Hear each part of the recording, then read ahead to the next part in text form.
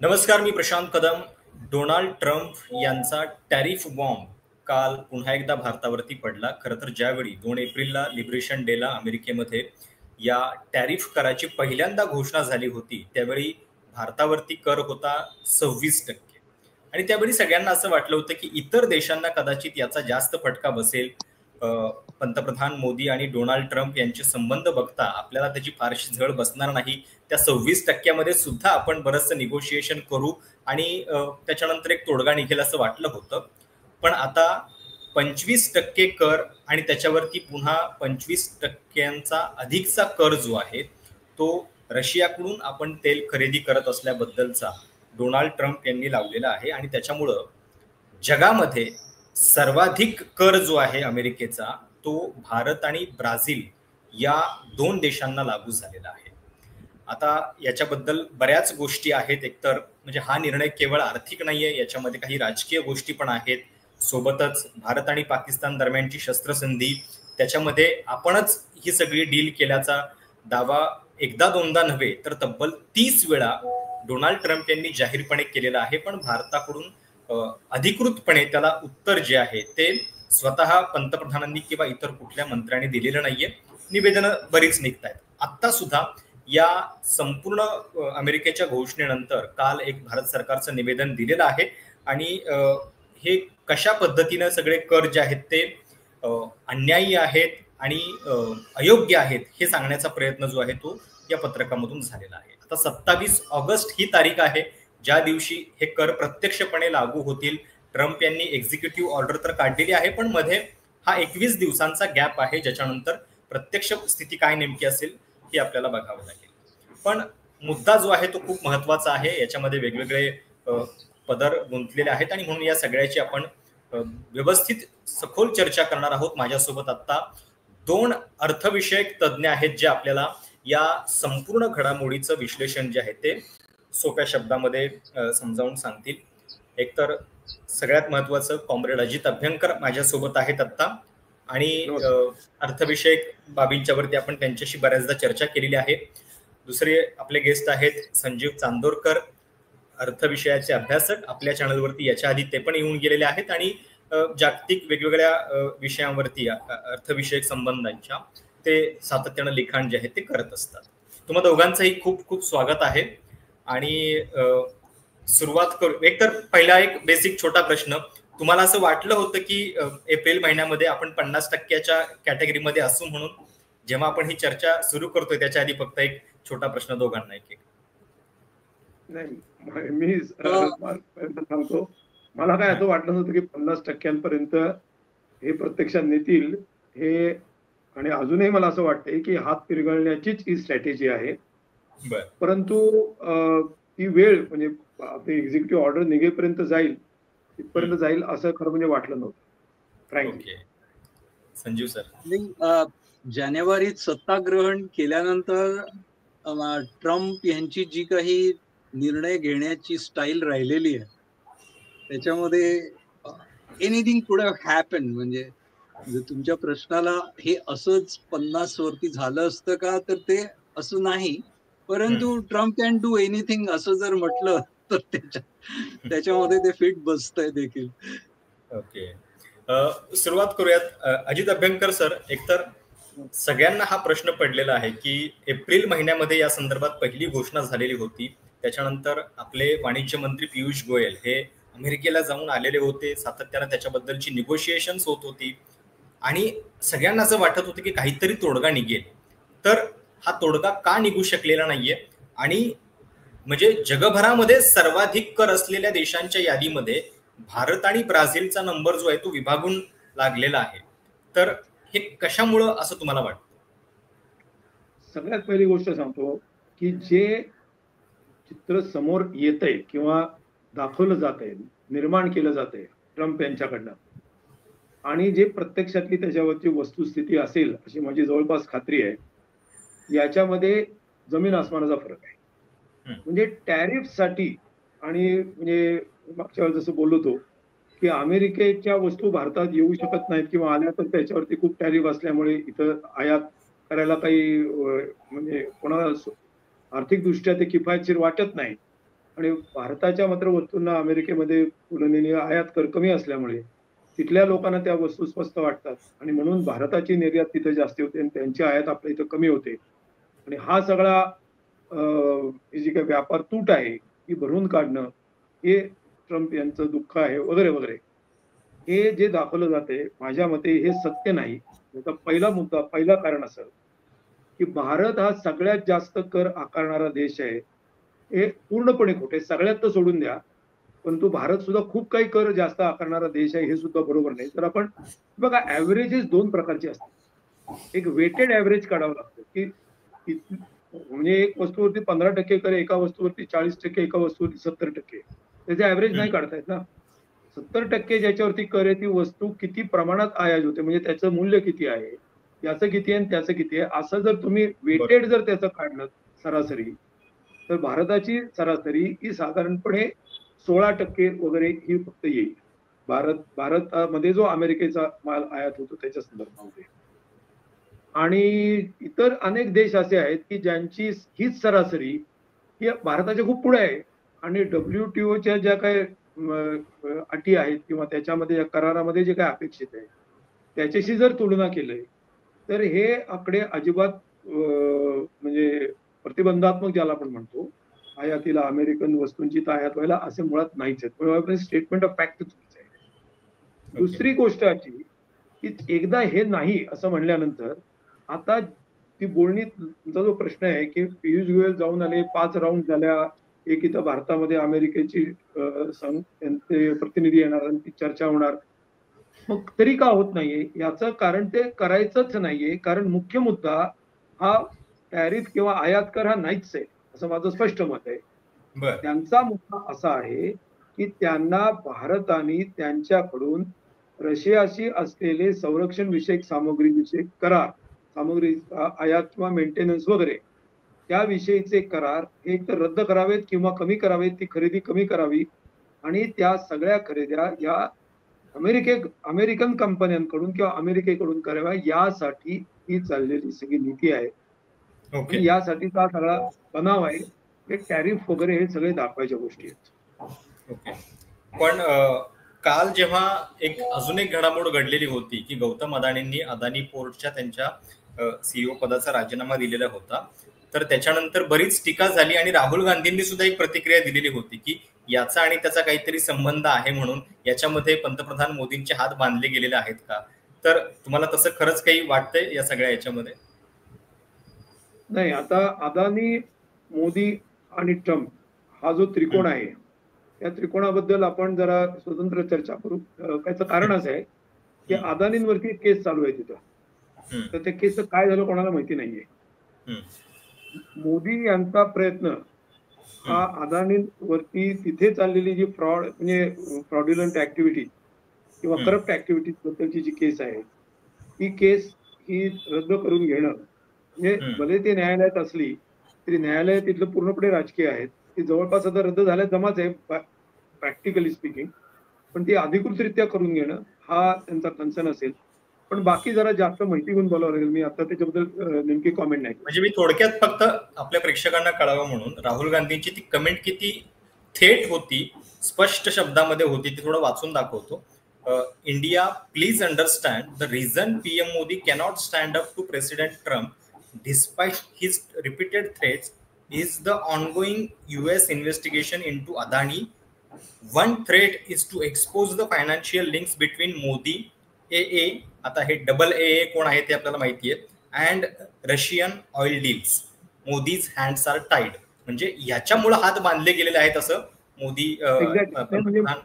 मी जे म्हणतोय ते साधारण तेच आहे. पण आता म्हणजे राहुल गांधींचं ट्विट आहे त्याच्यावेळी मी म्हणलं जरा थोडस त्याची जास्त परीक्षा करून बोलावं. मुख्य मुद्दा हा स्वतंत्र विषय खरंय, पण त्याच्याबद्दल त्या सगळ्या गोष्टींबद्दल बोलण्याचा. पण या सगळ्यामध्ये हा पण आरोप होता, ही गोष्ट आपण जरा म्हणजे प्रेक्षकांच्या पण नजरेस आणून देऊयात म्हणून. संजीव सर, सगळ्यात महत्वाचं म्हणजे थोडंसं म्हणजे आपल्याला एक असं वाटत असतं की बाबा जागतिक अर्थकारण जे आहे ते इतक्या अशा पद्धतीनं म्हणजे इतक्या हलक्या पद्धतीने चालत नाही. इकडे ट्रम्प अशा पद्धतीने एका पाठोपाठ एक निर्णय घेत सुटलेत आणि त्याच्यामध्ये थेट 50% कर. तर मुळात अमेरिकेला हे का करावं लागतंय? आपण जे लहानपणापासून आम्ही ऐकत आलोय की अमेरिका हा खूप प्रगत देश आहे, सधन देश आहे, आणि मग त्यांना हे करण्याची गरज नेमकी का पडतीये? भारतासारख्या राष्ट्राकडनं एवढे आयात कर घेण्याची मुळात वेळ काय येते अमेरिकेवरती? नाही, अगदी महत्वाचा थ्रेड उचललेला आहेस तू, की ट्रम्प सत्तेवर आल्यानंतर त्यांनी घेतलेले सगळे निर्णय हे ट्रम्प एक व्यक्ती म्हणून घेत आहेत, हा, असा सर्वसाधारण समज. कारण सतत त्यांचं नाव येतं आणि त्यात काही गैर नाही. परंतु एक राजकीय अर्थव्यवस्थेचा अभ्यासक म्हणून ट्रम्प येतातच कुठून मुळात? ओके, ते कशाचं प्रतिनिधित्व करतायत असा जर विचार केला तर आपल्याला अमेरिका एक देश, अमेरिका एक अर्थव्यवस्था आणि अमेरिका एक अनेक दशकांची सुपर पॉवर, ह्याच्या ह्या सुपर पॉवरच्या नक्की काय अँक्झायटीज आहेत ज्याचं ज्याचं आर्टिक्युलेशन ट्रम्प करतायत. म्हणजे मी त्याच्याकडे असं बघतो, म्हणजे चर्चेसाठी अमेरिका आणि ट्रम्प, कारण ट्रम्प 4 वर्ष असणार आहेत, परंतु अमेरिका देशाच्या आणि अमेरिका सुपर पॉवरच्या ज्या अँक्झायटीज आहेत, ज्या ट्रम्प ऍड्रेस करतायत असं माझा हायपोथेसिस, त्या अँक्झायटीज काय आहेत ह्या जर पुढे आणल्या तर आपल्याला, मला असं वाटतं, अधिक स्पष्टता येईल. आणि जरी संपूर्ण त्यांच्या आयात कराच्या रेजिम मध्ये भारत आणि ब्राझीलला सिंगल आउट केलेलं असलं, आणि त्या अँक्झायटीज मला असं वाटतं की दोन प्रकारच्या आहेत. एक म्हणजे अमेरिकेच्या देशांतर्गत अर्थव्यवस्थेचे जे काही ताणतणाव आहेत, हा, म्हणजे आयात निर्यातीतील तूट मोठ्या प्रमाणावरती वाढत जाणं वगैरे वगैरे, तो भाग जरा बाजूला ठेवूया. परंतु अमेरिका एक सुपर पॉवर म्हणून तिच्या सगळ्यात मोठ्या अँक्झायटीज ज्या आहेत की आपली जी, ज्याला इंग्लिशमध्ये हेगेमोनी म्हणतात, ती पुढच्या भविष्य काळामध्ये राहील का, ह्या टाईपच्या चिंता ट्रम्प आता 2025 मध्ये सत्ताग्रहण केल्याच्या खूप आधीपासूनच्या आहेत, खूप डीप आहेत त्या अर्थाने. म्हणजे मी एकच उदाहरण देईन की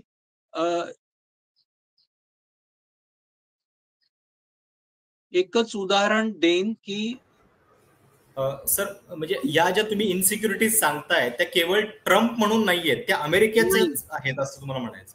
म्हणून मी अमेरिका आणि ट्रम्प मध्ये चर्चेसाठी, आणि खरं तर हे प्रकरणच समजून घेण्यासाठी थोडा फरक करावा, आणि अमेरिकेच्या अँक्झायटीज काय आहेत, अमेरिकेच्या एक सुपर पॉवर म्हणून काय चिंता आहेत, भविष्यकालीन चिंता, आणि त्याच्यामध्ये अमेरिकेला विशेषतः गेल्या 10-1 वर्षामध्ये, आणि जर मी एका गोष्टीचा उल्लेख करू पाहत होतो की चीन विषयक, म्हणजे चीन परत एक मोठं एक अक्ष, जागतिक सत्तेचा एक अक्ष म्हणून उभा राहतोय गेल्या काही वर्षांमध्ये.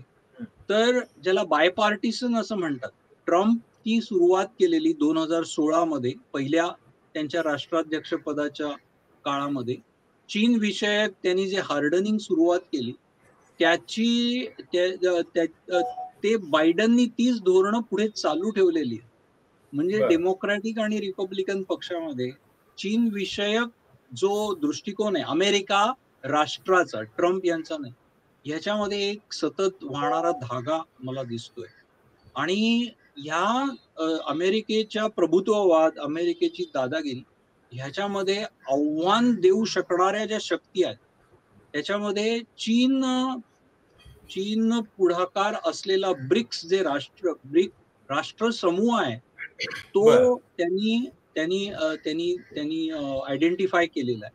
त्यामुळे आपण सर एकच मिनिट थांबवतो. ज्यावेळी सुरुवात झालेली होती या अशा पद्धतीने टॅरिफ लावण्याची, तेव्हा सगळ्यांचा असा समज झालेला होता की कदाचित चायना जे आहे ते याच्यामध्ये सर्वाधिक याचा म्हणजे हे असेल, काय म्हणतो, अमेरिका आणि चायना अशा पद्धतीचं युद्ध आपल्याला दिसेल. सुरुवात पण झालेली होती. 100-150 करत ते 200% पोहोचलेले होते. म्हणजे ते लहान मुलांचा जसा खेळ असतो, तू 100 लावतोस तर मी 150 लावतो, असं करत करत, आणि मग नंतर ते पुन्हा अचानक कमी आले. तर ते त्यांचं राहिलं युद्ध बाजूला, ब्राझील आणि भारत यांना झळ बसतीये. तर मला ब्रिक्स बद्दल जे बोलायचं होतं की जरी ब्रिक्सचे संस्थापक राष्ट्र 5 असली, Brazil, Russia, India, south Africa आणि चायना, तरी देखील गेल्या 16 वर्ष झाली आता ब्रिक्स स्थापन होत. आणि गेल्या 16 वर्षामध्ये लोकसंख्या, जीडीपी, संरक्षण सिद्धता अशा अनेक निकषांवरती ब्रिक्स समूह वाढत चाललेला आहे.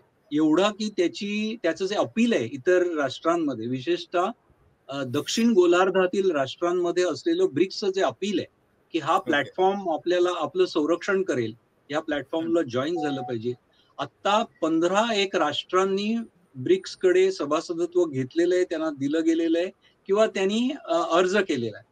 त्यामुळे जर आता बघितलं परवाच्या 31 जुलैच्या ट्रम्पच्या ऑर्डरमध्ये, तर ह्या 5 राष्ट्रांना सिंगल आउट केलेलं आहे. म्हणजे भारताची 25+25 ची कालची नाट्यपूर्ण घटना आहे, परंतु ह्या 5 राष्ट्रांना टार्गेट करणं. आणि जर आपण बघितलं तर ज्यावेळी ट्रम्प सत्तेवर आल्यानंतर ज्यावेळी डॉलर व्होलाटाईल झाला आणि व्यापाराबद्दल, आंतरराष्ट्रीय व्यापाराबद्दल एक अनिश्चितता तयार झाली, त्यावेळी ब्रिक्स समूहाने असं स्टेटमेंट दिलं होतं आणि जो प्रस्ताव खूप अनेक वर्ष विचाराधीन आहे की आपण आपलं चलन एक वेगळं तयार करूया, ब्रिक्सचं चलन. आणि जर त्याची अर्ध्या जागतिक व्यापारातील अर्धा वाटा ब्रिक्स आणि त्याच्या अलाइड राष्ट्रांमध्ये व्हायला लागला, तर डॉलरचं काय होणार? डॉलर हे फाउंडेशन आहे अमेरिकेच्या संपूर्ण सामर्थ्याचं, आर्थिक, व्यापारी आणि इव्हन त्यांची जी आर्म ट्विस्टिंगच्या ज्या लिव्हर्स आहेत त्याच्यामध्ये डॉलर हा खूप मोठा आहे. त्यामुळे ट्रम्प खूप बिथरले होते ब्रिक्सच्या या प्रस्तावावरती. एकच मिनिट घेतो. तुमचा जो मुद्दा आहे चीनचा, ते खरंच आहे की जर चीन हा प्रमुख शत्रू असेल अमेरिकेचा सगळ्याच अर्थाने, आर्थिक, व्यापारी, संरक्षण सिद्धता, तंत्रज्ञान, पॉलिटिकल लिडरशिप वगैरे वगैरे, तर आयडियली म्हणजे कोणाची अपेक्षा असेल की चीन should have been singled out. आणि तिथे मला असं वाटतं की अमेरिका आणि चीनचे ह्या दोघांचे म्हणून जे काही गुंतागुंतीचे संबंध आहेत, चीनचे मोठ्या प्रमाणावरती गुंतवणुकी अमेरिकन रोख्यांमध्ये असणं, अमेरिकेची चीनवरची असलेलं अवलंबित्व आयातीसाठी असेल, रेअर अर्थ मटेरियलसाठी असेल, अनेक अर्थ आहेत. त्यामुळे मला असं वाटतं की अमेरिका इज बाईंग टाइम आणि ते ट्रम्प यांच्या पर्सनॅलिटी पर्यंत जातं. He is not ideologically driven person in that sense, he is a deal maker. त्यामुळे तो हे सगळं अपेक्षित आहे त्यांनी जे काही केलेलं आहे. ओके, अभ्यंकर सर, तुम्हाला बोलायचं आहे? मला त्यांनी जो डॉलरचा जो मुद्दा सांगितला होता तो जरा मला थोडासा मी अधोरेखित करून सांगतो की अमेरिकेचा डॉलर हे आंतरराष्ट्रीय चलन असणं याचे अमेरिकेला किती फायदे आहेत हे लक्षात घेतलं पाहिजे. एकतर अमेरिका हा सगळ्यात जास्त म्हणजे मोठ्या प्रमाणात फिस्कल डेफिसिट म्हणजे अंदाजपत्रिकेत तूट असलेला देश आहे. म्हणजे सरकार खर्च जास्त करत आहे, म्हणजे कर्ज घेते सरकार, भागवते कसं तर कर्ज घेते. आता कर्ज घेते म्हणजे त्यांना म्हणजे कर्जबाजारी देश आहे तो जास्ती, म्हणजे सरकार स्वतः सुद्धा. म्हणजे जगामध्ये हायएस्ट पर्सेंटेजेस असलेले जे देश आहेत त्याच्यात अमेरिका आहे. आणि ट्रेड डेफिसिट ज्याला म्हणतो आपण, म्हणजे व्यापार तूट, ही असलेली सगळ्यात जास्त व्यापारी तूट ज्याला म्हणतो ही असलेला पण देश आहे. आता हे तिन्ही जर एखाद्या दुसऱ्या देशाच्या बाबतीत निर्माण झालं तर तो देश आर्थिकदृष्ट्या म्हणजे दिवाळखोरीत निघेल. त्याचं चलनाची किंमत आंतरराष्ट्रीय बाजारपेठेत पडेल, देशांतर्गत चलन वाढ होईल. पण हे सगळं का होत नाही? याचं कारण जे लोक अमेरिकेला निर्यात करतात, उदाहरणार्थ चीन स्वतः सुद्धा किंवा भारत सुद्धा काही प्रमाणात आणि इतर देश सुद्धा, जे लोक अमेरिकेला निर्यात करतात त्यांना जे डॉलर्स मिळतात ते डॉलर्स ते आंतरराष्ट्रीय बाजारात किंवा आंतरराष्ट्रीय बँकांमध्ये न ठेवतात ते परत अमेरिकेतच आणतात आणि मोठ्या प्रमाणात अमेरिकेचं जे सरकारी कर्ज आहे त्याला फायनान्स करतात. म्हणजे थोडक्यात त्यांचे रोखे विकत घेतात. म्हणजे इकडं ट्रेड डेफिसिट मधनं मिळालेले डॉलर्स तिकडे सरकारकडे परत जातात. त्यामुळे त्यांचं फिजिकल डेफिसिट किती झालं तरी त्यांना काही अडचण येत नाही. आणि फिस्कल डेफिसिट म्हणजे नोटा जास्त छापा, थोडक्यात म्हणजे पैसा जास्त निर्माण न करावा लागल्यामुळे इन्फ्लेशन पण जास्त होत नाही. त्याच्यामुळे ते पण दोन्ही आपल्या आपल्याला राज्यकर्त्यांना अजून प्रेरणा देऊ नका तुम्ही याच्यातनं. म्हणजे महाराष्ट्रामध्ये ऑलरेडी आपण कर्जबाजारी झाल्याची चर्चा आहे, तर आता अमेरिकेचं उदाहरण देऊन ते अजून कर्ज हे करतील.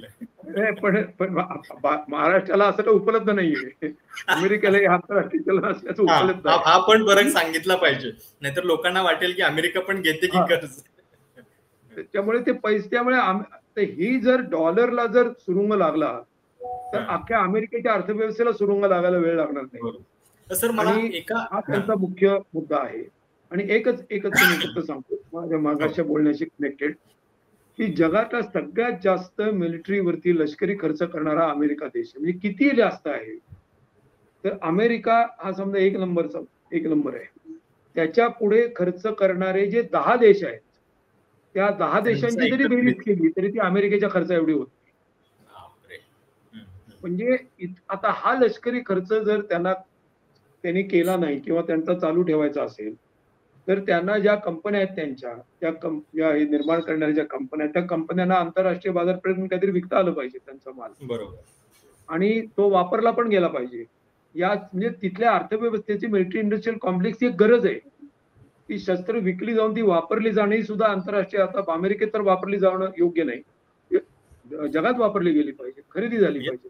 थोडक्यात आंतरराष्ट्रीय व्यापार म्हणजे ही शस्त्र विकणे एवढ्यापुरतं जास्त त्यांचा फोकस आहे. आणि हा त्यांचा डॉलर स्ट्रॉंग ठेवण्याचा एक, आम्ही का मोठे, कारण आमचा लष्करी खर्च, आम्ही कुठेही इराकवरती आक्रमण करू शकतो, इराणला धमकवू शकतो, इस्रायलला वाटेल तसे शस्त्र देऊ शकतो, पाकिस्तानला देऊ शकतो, त्यांना भारताविरुद्ध उचकवू शकतो, काही करू शकतो आम्ही. या सगळ्याला मगाशी चांदोरकर म्हणले तसे त्या ब्रिक्समुळे सुरुंग लागेल, म्हणून त्यांचा ब्रिक्सवरती अगदी स्वाभाविक राग आहे. एका गोष्टीची चर्चा कालपासून खूप सुरू झालेली आहे. एकच शब्द वापरतो मी. कुठलाही म्हणजे अमेरिकाची दादागिरी आता काय नवीन नाही, अनेक दशकांची आहे. हम करे सो कायदा, म्हणजे WTO देखील अमेरिकेच्या इनिशिएटिव्ह आणि सगळ्या ह्याच्या खाली स्थापन झाली. जागतिकीकरण आणि WTO ही संघटना, आणि WTO ची तोडमोड देखील अमेरिकाच करत आहे. म्हणजे आम्ही म्हणू तो कायदा, आम्ही म्हणू तो नियम, असं जे आहे. आणि त्याच्यामध्ये अजितचे म्हणाला की दहशत बसवणं हे कुठल्याही दादाचं अगदी व्यवच्छेदक लक्षण असतं, तरच त्याची दादागिरी सतत दहशतीखाली ठेवणं, की केव्हाही काही होऊ शकतं, केव्हाही काही केलं जाऊ शकतं, तुम्हाला आमची मदत किंवा गरज लागेलच, म्हणजे असं तिथं झालंच. बरोबर. अभ्यंकर सरांना मला एक प्रश्न विचारायचा होता. कालपासून एक चर्चा खूप सुरू झालेली आहे की पंतप्रधान मोदी या महिन्याच्या अखेरीस चीनच्या दौऱ्यावरती जाणार आहेत आणि 7 वर्षातला त्यांचा हा पहिलाच दौरा असणार आहे. तर आता जेव्हा या सगळ्या गोष्टी घडामोडी घडतायत त्यावेळी पंतप्रधानांचं चीनला जाणं, सोबतच या सगळ्यामध्ये रशिया हा सुद्धा एक केंद्र आहेच. म्हणजे जो सगळा राग आहे त्याच्यामध्ये आपले आणि रशियाचे संबंध, याला सुद्धा अमेरिका खूप असं रागानं बघते असं दिसतंय. तर या सगळ्या घडामोडींना कसं जोडायचं आणि चीन दौऱ्यातनं काय नेमकं होऊ शकतं किंवा कशाची आपण अपेक्षा ठेवली पाहिजे? माझ्या मते मोदी यांनी जर भारत राष्ट्राचे हितसंबंध, भारतीय जनतेचे हितसंबंध हे जर प्रधान मानले काही उद्योग समूहांच्या हितसंबंधांपेक्षा, तर माझ्या मते ही चीनची जी त्यांची भेट आहे सगळ्यात भारताच्या दृष्टीने खूप महत्वाची ठरेल आणि फलदायी ठरू शकते. ती महत्वाची अशासाठी आहे की चीनच्या समोर सुद्धा याच्यामधून काहीच समस्या निर्माण होणार नाही ट्रम्पच्या धोरणामुळे, असं नाहीये.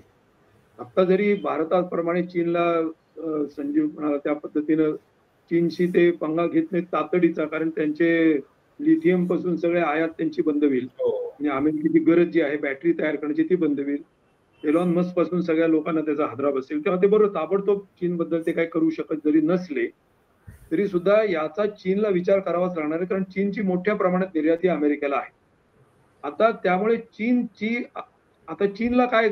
काय गरज निर्माण झालेली आहे की चीनी कंपन्या ज्या आहेत त्या चीनी कंपन्यांना चीनमध्ये जर प्रोडक्शन केलं तर त्यांचा माल तो टॅरिफला वगैरे पात्र होईल किंवा त्याच्यावरती बंदी काय वाटेल ते मेजर्स येऊ शकतील. कदाचित relocation of the supply chain ज्याला आपण म्हणतो, या सगळ्या ज्या सप्लाय चेन्स आहेत आयात निर्यातीच्या, त्याचं रिलोकेशन करणं किंवा इन्व्हेस्टमेंटचं रिलोकेशन करणं ओके. त्याचं स्थानांतरण करणं ही एक मोठी गरज जागतिक पातळीवरती किंवा आंतरराष्ट्रीय पातळीवरच्या भांडवली कंपन्यांमध्ये आहे. हा एक भाग आहे.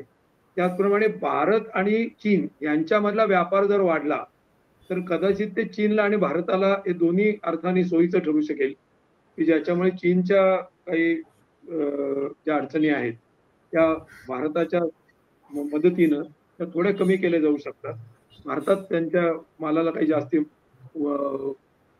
तसा भरपूर आपण आयात करतो चीन ऑलरेडी झालेली मी तेच म्हणणार होतो की आता अजून केमिकलची आहेत, औषधांच्या बेसिक प्रिपरेशनची आहे, इलेक्ट्रॉनिक्सच्या बेसिक सगळ्या फूडची आहे, सगळी ती करावीच लागते. पण त्याच्यामध्ये अजून काही जास्त कोऑपरेशन जर केलं तर काही याच्यातून संधी उपलब्ध होतील का, असा हा विचार आहे.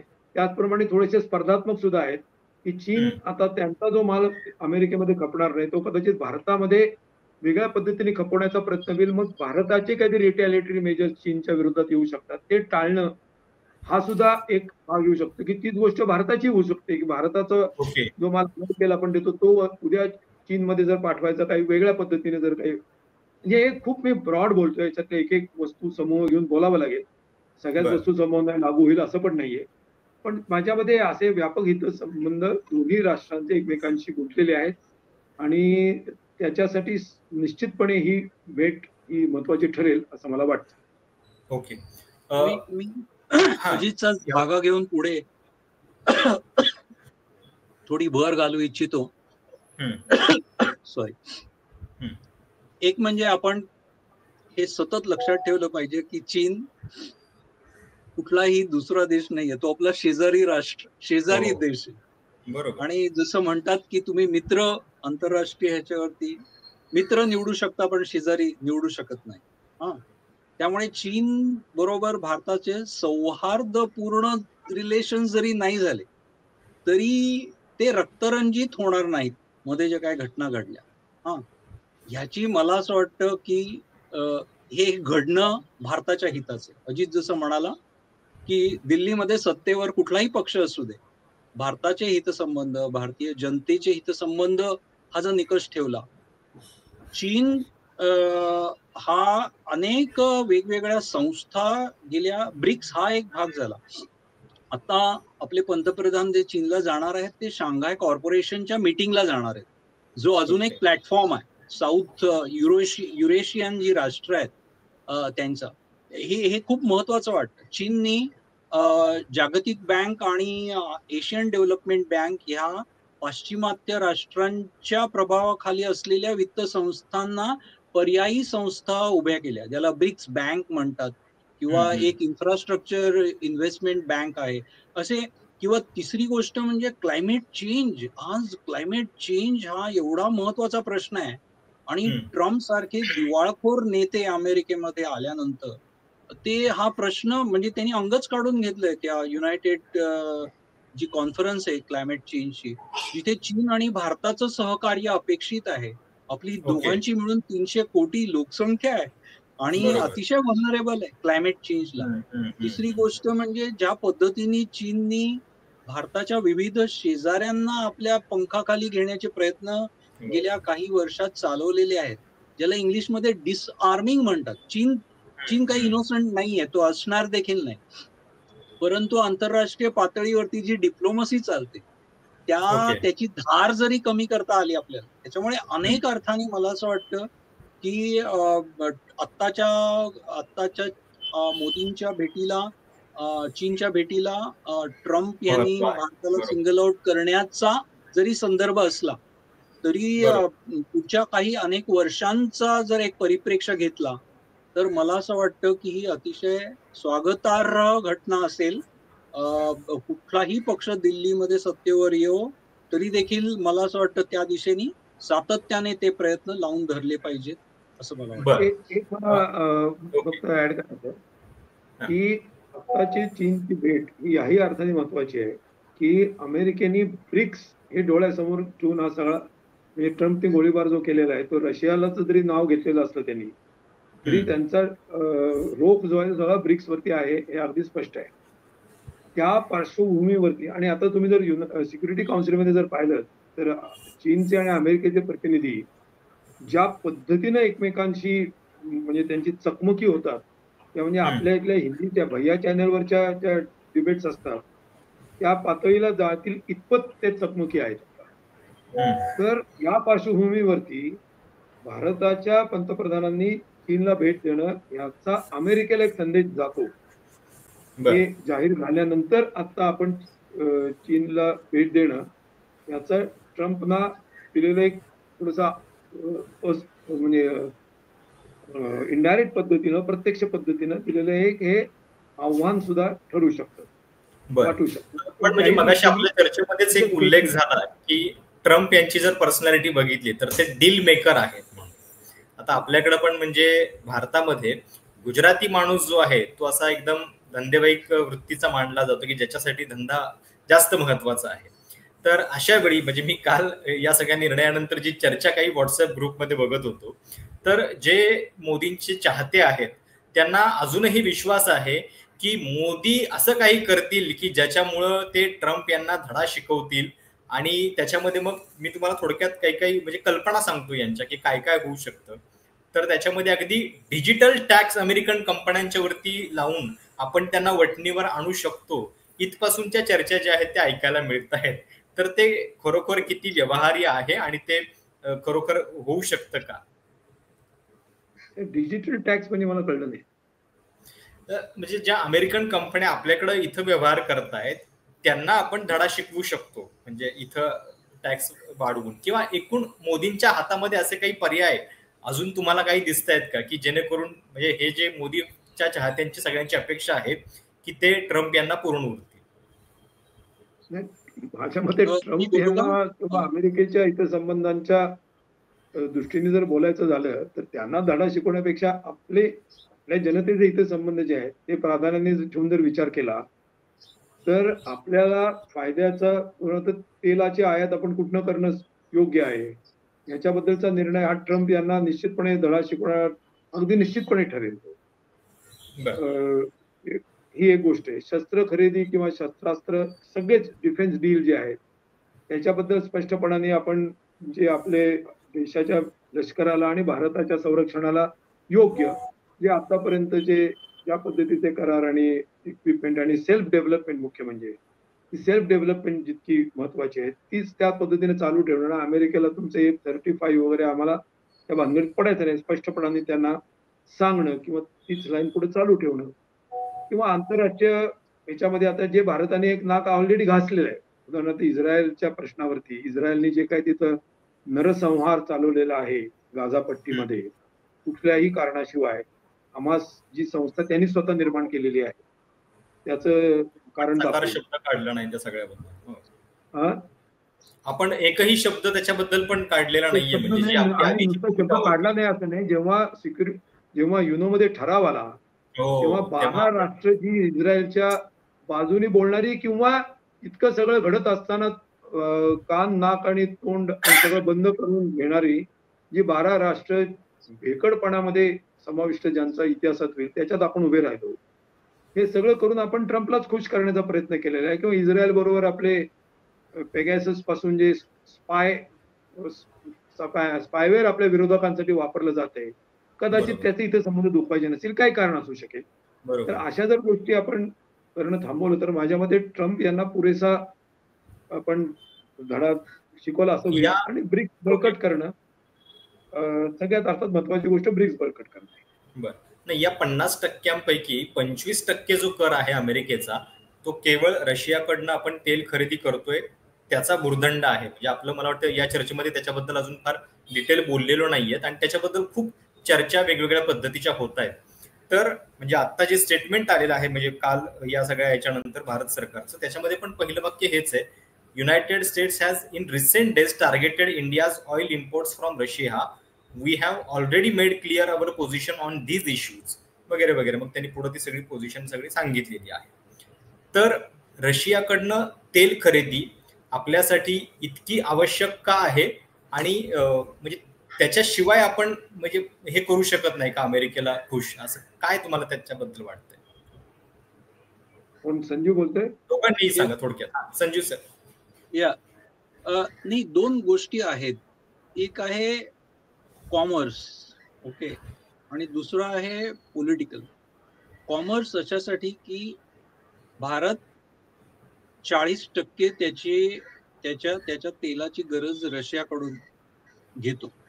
रशिया आणि भारताचे नुसते ऐतिहासिक संबंध नाहीयेत, तर रुपयामध्ये त्याचं बिल देण्याची सुविधा त्याच्यामध्ये आहे. ओके, ज्याला प्युअर कमर्शियल टर्म्स म्हणतात, त्या बघितल्या तर रशियाकडनं तेलाची खरेदी ही भारताला अधिक हितकारक आहे, अधिक कमर्शियल टर्म्स वरती आहे.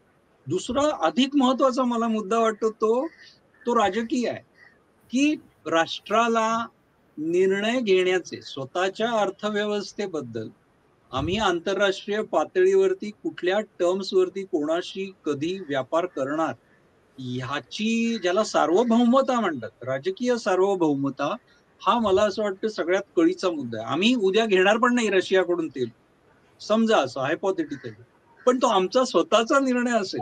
तुम्ही आम्हाला दहशत माजवून आणि थ्रेट देऊन हे करू नका, ते ह्याच्याकडून घ्या त्याच्याकडून घ्या, कारण ह्याचे खूप दीर्घकालीन इम्प्लिकेशन्स असू शकतात, विशेषतः ट्रम्प सारख्या व्यक्तिमत्वाच्या बाबतीमध्ये, की जे वेल डॉक्युमेंटेड आहे. ह्या प्रकारची व्यक्तिमत्व जे त्यांच्या पुढे जे झुकतात त्यांना अजून झुकवतात, आणि जे त्यांच्या समोर ताठ उभे राहून अरेला कार्य करतात त्यांच्या समोर ते नमतं घेतात, जे चीनच्या बाबतीत ट्रम्पने केलं. त्यामुळे आत्ताच्या घडीला आम्ही आमचं जे काही आहे आंतरराष्ट्रीय पातळीवरचा व्यापार, तो तेलाचा असेल नाही तर अजून कोणाचा असेल, तो पूर्णपणे आमचा निर्णय आहे. कारण राजकीय सार्वभौमता आणि आर्थिक सार्वभौमता हे हातात हात घालून जात असतात. त्यामुळे मला असं वाटतं ह्या दोन्ही परिप्रेक्षामधून आत्ताचा जो थ्रेट आहे रशियाच्या ऑइलचा, दोन्ही याच्यातनं बघायला पाहिजे, कमर्शियल ॲज वेल एज पॉलिटिकल.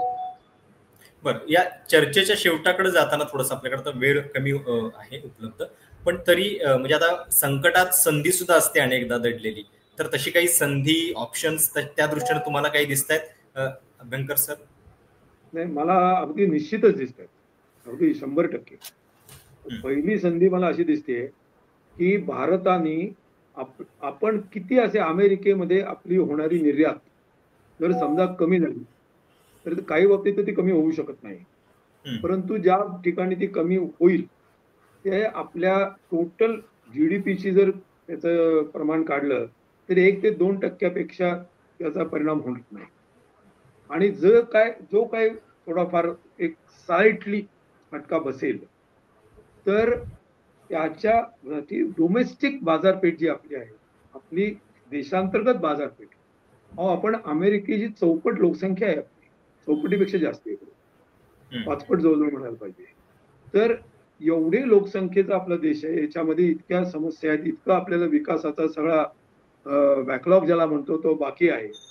तर देशांतर्गत बाजारपेठ आपली मोठी करणं आणि जे उद्योग निर्यात करतात किंवा जे अजून वाढवायचे त्यांना बाजारपेठ निर्माण करण्यासाठी आर्थिक धोरण निर्माण करणं, चांगलं आखणं, ही सगळ्यात पहिली एक अत्यंत महत्वाची अशी गोष्ट.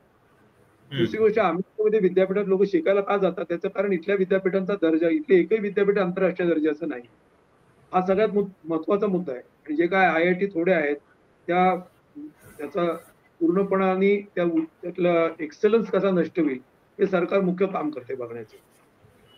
ते म्हणजे थोडक्यात आपल्या इथला दर्जा वाढवणं ही अतिशय चांगली संधी आहे आपल्याला. त्याचप्रमाणे ब्रिक्स बळकट झाली तर हे अमेरिकेच्या दादागिरीची जी सगळी समस्या आहे की येत्या काळामध्ये म्हणजे साम्राज्यवादच आहे, आणि त्या निमित्ताने येणारे इस्रायल सारखे जे त्यांचे उपग्रह देश आहेत या सगळ्यावरतीच आणि जागतिक व्यापार जागतिक अर्थव्यवस्थेवर ही त्यांची दादागिरीची पकड आहे, ती आपल्याला कमी करायला ब्रिक्स मध्ये जास्त जर आपण आणि साऊथ ट्रेड मध्ये जर लक्ष घातलं जास्ती तर खूप मोठी संधी आहे. किंवा ही अगदी संकट तुलनेने खूपच कमी आहे, संधी खूपच जास्त आहे. नाही, योगायोग असा होणार आहे सर की ट्रम्प यांची सुद्धा कारकीर्द 2029 पर्यंत आहे, म्हणजे जानेवारी 2029 पर्यंत आपली इच्छा असो नसो ते तिथे असणार आहे. यांची सुद्धा म्हणजे काय नाही तर ट्रम्प नक्की जाणार आहे. आपल्याकडे पण 2029 महत्वाचं आहे, पॉलिटिकल वर्ष आहे. नाही म्हणून ट्रम्प नक्की जाणार आहेत. म्हणजे मी अशी इच्छा करतो की भारतामध्ये पण असाच बदल होईल आणि व्हावा. संजीव मी सर 2 मिनिटं घेतो. शेवटचे. हा. तू जो मुद्दा मांडलास की ह्याकडे कसं बघायचं, म्हणजे म्हणतात आपत्कालामध्ये संधी असते, नक्कीच असते, आणि तोच मला असं वाटतं की पॉझिटिव्ह अप्रोच नेहमीच असला पाहिजे. 2 गोष्टींचा उल्लेख करीन मी. जसं अजितनी त्याच्या ओपनिंग ह्याच्यात जे म्हणालं होतं की सगळ्या चर्चा ह्या आयात कर केंद्रीय झालेल्या आहेत. त्या तशा नसल्या पाहिजेत. उदाहरणार्थ अमेरिका आणि भारतामध्ये चालू असलेल्या दरवेळी त्याला म्हटलं जातं व्यापार करार, व्यापार करार. खरं तर व्यापाराच्या पलीकडच्या अनेक गोष्टी चर्चा केल्या जात आहेत आता देखील. म्हणजे भारतातलं बँकिंग क्षेत्र हे परकीय गुंतवणुकीसाठी ओपन करणं, किंवा भारतातल्या पब्लिक सेक्टरची डिसइन्व्हेस्टमेंट करणं, भारतामध्ये जो डेटा तयार होतो, कारण भारत हा मोठ्या प्रमाणावरती डिजिटल ह्याच्यात चाललेला आहे. तर हा डेटा आत्ताच्या कायद्या आणि रूल प्रमाणे त्याचे जे सर्व्हर आहेत, त्याला डेटा लोकलायझेशन म्हणतात, ते भारतातच असले पाहिजेत असा रूल आहे. आणि अमेरिकेचं असं प्रेशर आहे की ज्या परकीय कंपन्या डिजिटल सर्व्हिसेस बनवत आहेत, त्यांचे सर्व्हर भारताच्या भूमीच्या बाहेर देखील ठेवण्याची परवानगी असली पाहिजे. त्यामुळे ह्याचा संबंध आयातकरांशी नाहीये, लक्षात घ्या. म्हणजे मला असं वाटतं की भारताने या सगळ्या फ्रंटवरती रिअसर्ट करण्याची गरज आहे. रिअसर्ट करण्याची गरज आहे. आपल्या राष्ट्राच्या जे हिताचं आहे. म्हणून मी म्हणतो की आयात कराच्या पलीकडे चर्चा नेण्याची हीच वेळ आहे. त्याच्यातून नुसतं अमेरिका नाही तर इतर अनेक राष्ट्रांना, चीन सकट अनेक राष्ट्रांना मेसेज देता येऊ शकेल. आणि माझा दुसरा मुद्दा असा आहे की आयात कर आणि अमुक तमुक ह्याच्यामध्ये आपलं गृहीतकृत्य काय आहे? गृहीतकृत्य हे आहे की इंटरनॅशनल ट्रेड हा हा हा हा त्याचा पाया आहे आपल्या चर्चेचा. पण भारतामधलं मोठं अर्थव्यवस्थेतलं मोठं क्षेत्र असं आहे की ज्या बॉर्डर क्रॉस करत नाहीत, ज्याचा आयात कर आणि काही संबंध येत नाही. उदाहरणार्थ शेती क्षेत्र असेल, असंघटित क्षेत्र असेल, ज्याचा आयात कर नक्की किती बसलेत. म्हणजे काही शेतीमाल निर्यात होतो वगैरे, तो भाग वेगळा, बाजूला ठेवूया आपण. परंतु इथलं जे देशांतर्गत मार्केट आहे, देशांतर्गत जी बाजारपेठ आहे, जे देशांतर्गत कच्चा माल वापरतं, जे देशांतर्गत मनुष्यबळ वापरतं, आणि तिथे बनलेला माल देखील देशांतर्गत ग्राहकच विकत घेतात. हे क्षेत्र जर जेवढं मजबूत होईल, तेवढं उद्या हे ट्रम्प जाऊन दुसरे ट्रम्प जरी सत्तेवर आले, तरी टू दॅट एक्सटेंट आपली अर्थव्यवस्था इन्सुलेट केली गेलेली असेल. मला असं वाटतं ही धोरणात्मक दिशा असली पाहिजे. खूप खूप धन्यवाद. मला वाटतं आपण या चर्चेमध्ये बरेचसे मुद्दे कव्हर केलेले आहेत आणि खूप मोठी जागतिक घडामोड आहे तिकडे. अमेरिकेमधनं निर्णय होत आहेत, पण आपल्या सगळ्यांच्यावरती परिणाम करणाऱ्या या गोष्टी आहेत. म्हणून या सगळ्याचा एक साकल्यानं विचार करण्यासाठी या दोन्ही तज्ज्ञांशी आपण चर्चा केली.